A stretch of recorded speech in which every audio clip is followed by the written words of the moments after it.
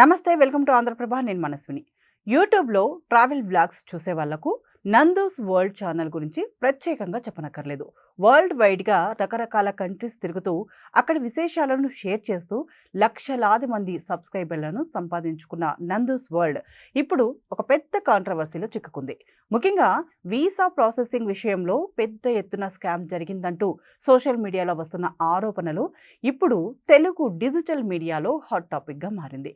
ఈ నేపథ్యంలో అసలు ఈ ఇష్యూ ఎలా స్టార్ట్ అయింది, బాధితులుగా చెప్పుకుంటున్న వారి ఆరోపణలు ఏంటి, దీనిపై నందూస్ వరల్డ్ మేనేజ్మెంట్ ఇస్తున్న క్లారిటీ ఏంటనే విషయాలను ఇప్పుడు తెలుసుకుందాం. ఈ ఇష్యూ బ్యాక్గ్రౌండ్లోకి వెళ్తే, నందూస్ వరల్డ్ జస్ట్ ట్రావెల్ వీడియోలు చేయడమే కాకుండా ఫారెన్ వెళ్ళాలనుకునే వారి కోసం ఒక వీసా కన్సల్టెన్సీ సర్వీస్ను కూడా స్టార్ట్ చేసింది.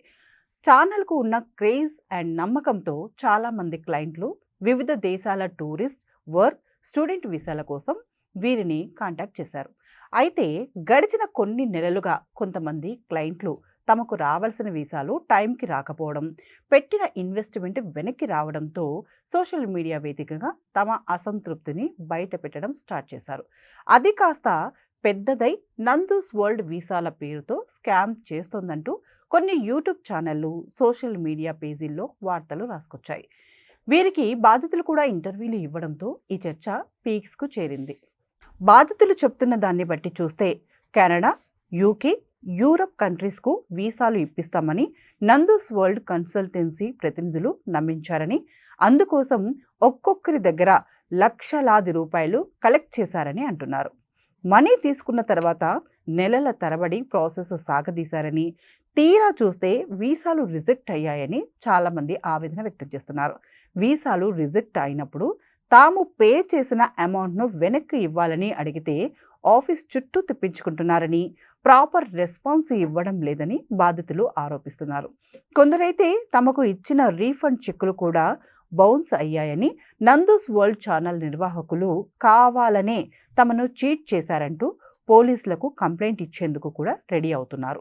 తమ హార్డ్ అండ్ మనీని నమ్మి ఇస్తే ఇలా రోడ్డున పడేయడం ఏంటని వారు ప్రశ్నిస్తున్నారు. మరోవైపు ఈ ఆరోపణలన్నీ నందూస్ వరల్డ్ కన్సల్టెన్సీ పూర్తిగా కొట్టిపారేస్తుంది. దీనిపై వారు తమ వర్షన్ను, క్లారిటీని కూడా సోషల్ మీడియా ద్వారా షేర్ చేశారు. తాము ఎలాంటి స్కామ్లకు పాల్పడలేదని, కావాలని కొందరు తమ బ్రాండ్ ఇమేజ్ను డ్యామేజ్ చేయడానికి నెగిటివ్ ప్రచారం చేస్తున్నారని వాదిస్తున్నారు. వీసా ప్రాసెసింగ్ అనేది పూర్తిగా ఆయా దేశాల ఎంబసీల రూల్స్, వారి డెసిషన్స్ పైనే డిపెండ్ అయి ఉంటుందని, ఏ కన్సల్టెన్సీ కూడా 100% వీసా గ్యారంటీ ఇవ్వలేదనే విషయాన్ని క్లయింట్లకు ముందే క్లియర్గా చెబుతామని నందూస్ వరల్డ్ ప్రతినిధులు అంటున్నారు. డాక్యుమెంట్లు సరిగా లేకపోవడం వల్ల లేదా ఎంబసీ గైడ్లైన్స్ వల్ల కొన్ని వీసాలు రిజెక్ట్ అవ్వడం కామన్ అని, దాన్ని స్కామ్ అనడం కరెక్ట్ కాదని వారు వాదిస్తున్నారు. ఇక మనీ రీఫండ్ విషయానికి వస్తే, అగ్రిమెంట్ రూల్స్ ప్రకారం ఎవరికైతే మనీ తిరిగి ఇవ్వాలో వారికి విడతల వారీగా రీఫండ్ ఇస్తున్నామని నందూస్ వరల్డ్ యాజమాన్యం చెప్తోంది. కొందరి విషయంలో టెక్నికల్ ఇష్యూస్ వల్ల లేదా ఫండ్స్ అడ్జస్ట్మెంట్ లేట్ కావడం వల్ల చెక్కులు పెండింగ్లో పడ్డాయే తప్ప ఎవరి మనీ ఎగ్గొట్టే ఉద్దేశం తమకు లేదని స్పష్టం చేస్తున్నారు. తాము ఇప్పటి వరకు ఎంతో మందికి సక్సెస్ఫుల్గా వీసాలు ఇప్పించామని, కేవలం కొన్ని ఫెయిల్యూర్ కేసులను పట్టుకొని పాత కక్షలతో కొంతమంది సోషల్ మీడియాలో ఫేక్ న్యూస్ స్ప్రెడ్ చేస్తున్నారని ఆరోపిస్తున్నారు.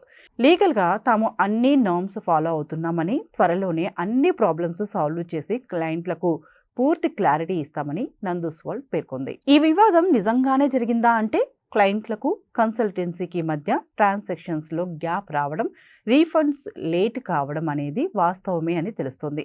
ఆమె టీం చెప్తున్న దాన్ని బట్టి ఇది మాత్రం స్పష్టంగా అర్థమవుతుంది. అయితే దీన్ని ఒక ప్లాన్డ్ స్కామ్గా చూడాలా, లేదా ఒక కన్సల్టెన్సీ మేనేజ్మెంట్ ఫెయిల్యూర్గా చూడాలా అనేది ఇంకా తేలాల్సి ఉంది.